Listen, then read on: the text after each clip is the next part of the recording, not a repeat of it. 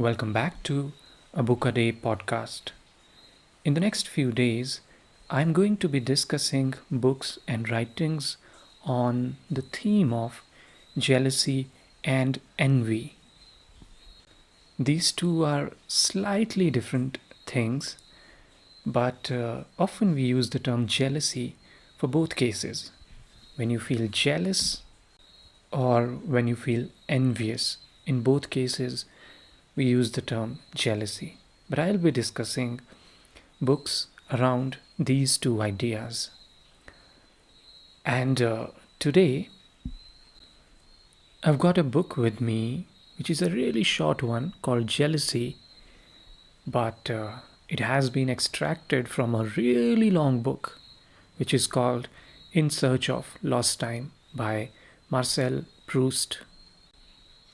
It is one of the most extraordinary novels you'll ever read, of such a great length and the kind of details the author gets into. He explores so many different human emotions, and of course, it will take a lot of time for you to read. There are 7 volumes of this novel, and all of them are quite big. So just think about it, a book consisting of 7 books. And it is from the volume 5 that a small section has been extracted, and the vintage fiction they have published it by the name of Jealousy. Now, before I read a few passages from this short book and I give you the context, the details of it, let me first describe the settings. So, in this particular section, this protagonist, the narrator, called Marcel, he is living with Albertine in a Paris apartment, and this is the only time in the entire novel that he has her close to him under one roof. And the idea is, instead of it bringing him comfort and peace, it becomes a really suffocating period of jealousy. Now, where does that jealousy come from? A little bit of context there. Albertine, his girlfriend, she's a little bit not really transparent, I would say. And Marcel keeps suspecting her because he feels that she's not being completely honest. She's not revealing everything. And that's why he slowly, from being possessive, starts turning jealous.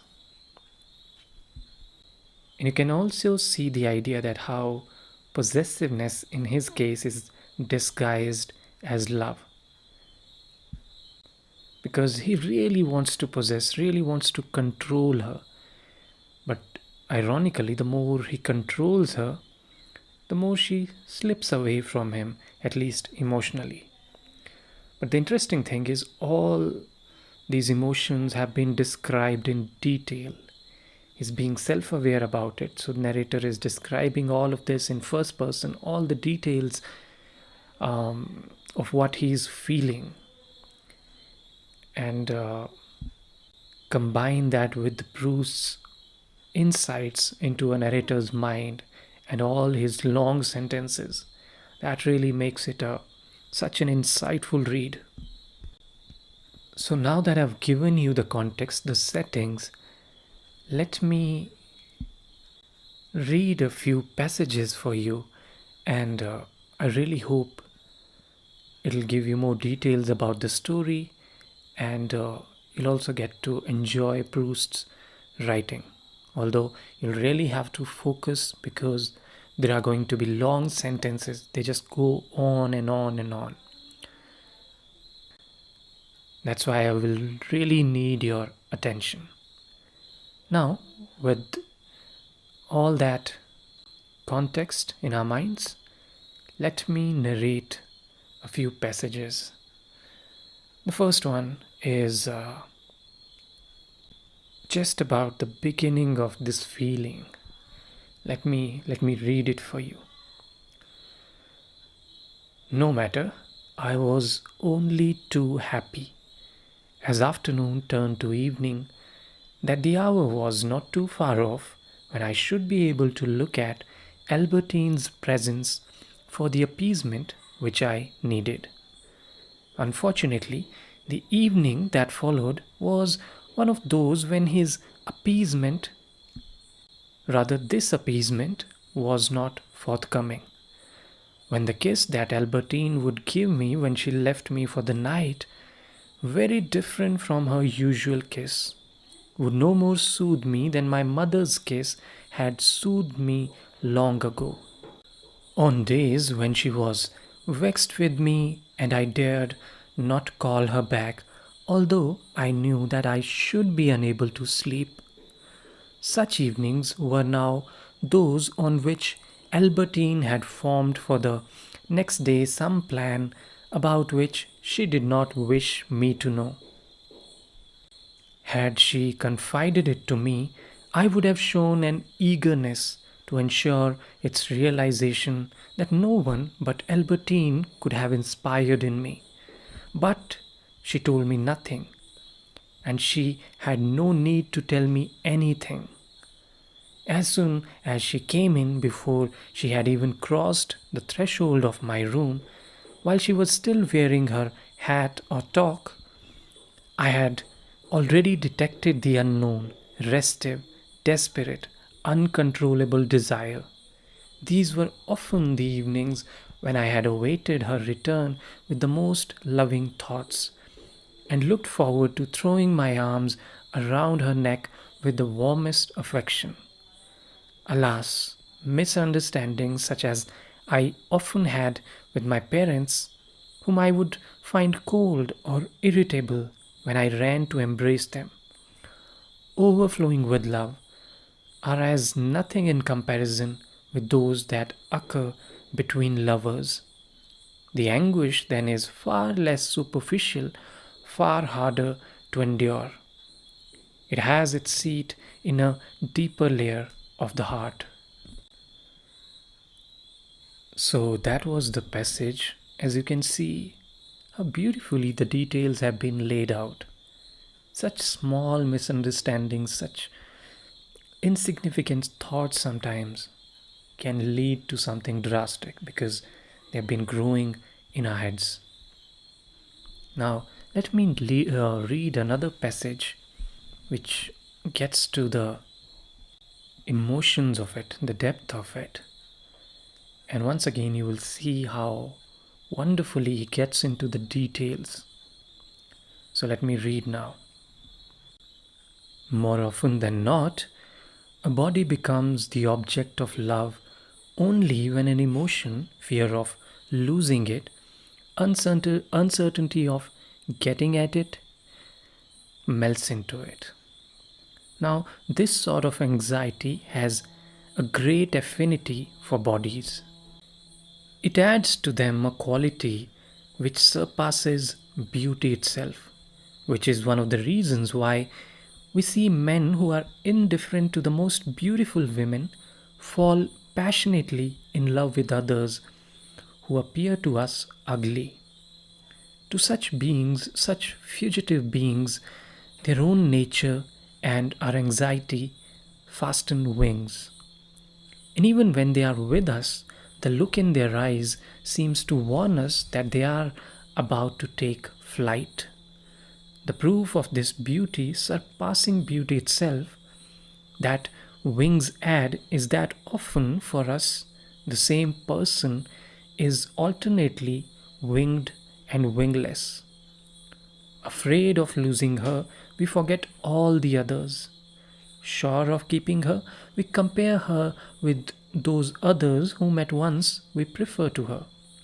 And as these fears and these uncertainties may vary from week to week, a person may one week see everything that gave us pleasure sacrificed to her, in the following week be sacrificed herself, and so on for months on end, all of which would be incomprehensible did we not know how very insignificant in herself a woman is when she is no longer or is not yet permeable to our emotions.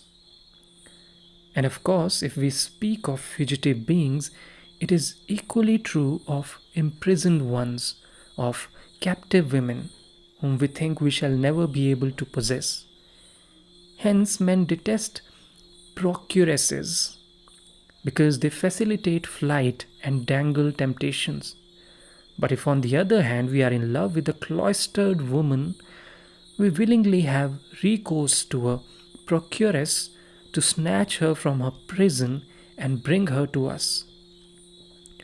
Insofar as relations with women whom we abduct are less permanent than others, the reason is that the fear of not succeeding in procuring them or the dread of seeing them escape is the whole of our love for them, and that once they have been carried off from their husbands, torn from their footlights, cured of the temptations to leave us, dissociated in short from our emotion, whatever it may be, they are only themselves, that is to say, next to nothing, and so long desired, are soon forsaken by the very man who was so afraid of their forsaking him.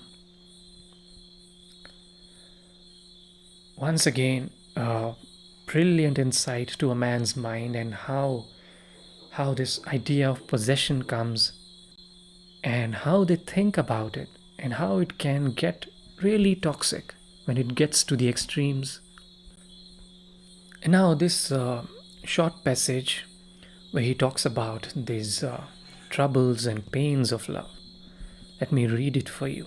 He says, "If I was not in love with Albertine, and of this I could not be sure, then there was nothing extraordinary in the place that she occupied in my life. We live only with what we do not love, with what we have brought to live with us only in order to kill the intolerable love, whether it be for a woman, for a place, or again for a woman embodying a place. Indeed, we should be terrified of beginning to love again if a new separation were to occur. I had not yet reached this stage with Albertine. Her lies, her admissions, left me to complete the task of elucidating the truth. Her innumerable lies, because she was not content with merely lying, like everyone who imagines that he or she is loved, but was by nature, quite apart from this, a liar.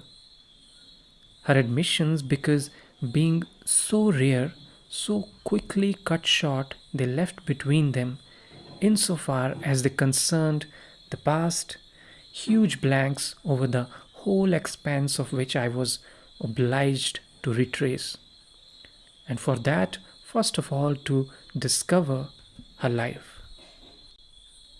And then this similar idea continues in another passage a few pages later. Let me read it for you again. It goes, "Suffering, when we are in love, ceases from time to time, but only to resume in a different form. We weep to see the beloved no longer respond to us with those bursts of affection, those amorous advances of earlier days. We suffer even more when, having relinquished them with us, she resumes them with others. Then, from this suffering, we are distracted by a new and still more agonizing pang, the suspicion that she has lied to us about how she spent the previous evening, when she was no doubt unfaithful to us. This suspicion, in turn, is dispelled, and we are soothed by our mistress's affectionate kindness. But then a forgotten word comes back to us. We had been told that she was ardent in moments of pleasure, whereas we have always found her calm. We try to picture to ourselves these passionate frenzies with others. We feel how very little we are to her. We observe an air of boredom, longing, melancholy while we are talking. We observe like a black sky the slovenly clothes she puts on when she is with us, keeping for other people the dresses with which she used to flatter us. If, on the contrary, she is affectionate, what joy for a moment! But when we see that little tongue stuck out as though in invitation, we think of those to whom that invitation was so often addressed, that even perhaps with me, without her thinking of those others, it had remained for Albertine by force of long habit and automatic signal. Then the feeling that she is bored by us returns. But suddenly this pain is reduced to nothing when we think of the unknown evil element in her life, of the places impossible to identify where she has been, where she still goes perhaps during the hours when we are not with her. If indeed she is not planning to live there altogether, those places in which she is separated from us does not belong to us, is happier than when she is with us. Such are the revolving searchlights of jealousy. Jealousy is, moreover, a demon that cannot be exorcised but constantly reappears in new incarnations. Even if we could succeed in exterminating them all, in keeping the beloved forever, the spirit of evil then adopt another form, more pathetic still, despair at having obtained fidelity only by force, despair at not being loved. So, these were a few passages from the book that I wanted to share with you, and I hope you got the idea. As I discussed earlier, the paradox of proximity, how when she is closer to him, he's feeling more insecure, more jealous. And that's what really happens, this paradox, that this illusion of control, it just magnifies that there is a kind of feeling of losing the person. It also tells you about something interesting about jealousy, that so much of it is just imagination's creation. It's just invented in mind. You're thinking and you're cooking things up in your head, and one thought leading to another, and then you're just making this whole world in your mind. Probably it is happening out there, probably not, but just thinking too much. And you can see how destructive, how self-consuming it can be, both for the narrator, both for that person who's feeling jealous, but also for his partner, in this case Albertine. But at the same time, you can see how addictive it is. You can get addicted to it, just like you can get addicted to any kind of thoughts. It becomes a pattern in your mind, and you keep thinking over and over. That gives intensity to this whole idea or relationship that you have in your mind. You feel that it brings that energy and passion, but eventually that whole the energy, it just consumes you. But inevitably there is something prophetic about it, that you feel envious. You feel sorry, not to use the word envious, you feel jealous. Envy is of course a very different thing. You feel jealous and you feel insecure that you might lose the person, and inevitably that's what happens. The more jealous you feel, the more suspicions you have, that already kind of signals that love and relationship is unsustainable. And in that situation, the more you hold on to it, the more tightly you try to hold on to it, the more it collapses. And that's really the condition of human love, where the more you try to possess, the more impossible it becomes, and the more it slips away. And that's really the whole idea here. And I hope you get a chance to read it, but of course, for that, you'll need a lot of time. And if you don't have a lot of time, you can always come back to this podcast where we'll be discussing the key ideas of these brilliant books. And of course, that won't take much time. So don't miss to subscribe and follow. Thank you very much for listening. I'll catch you the next time with another book. Thank you.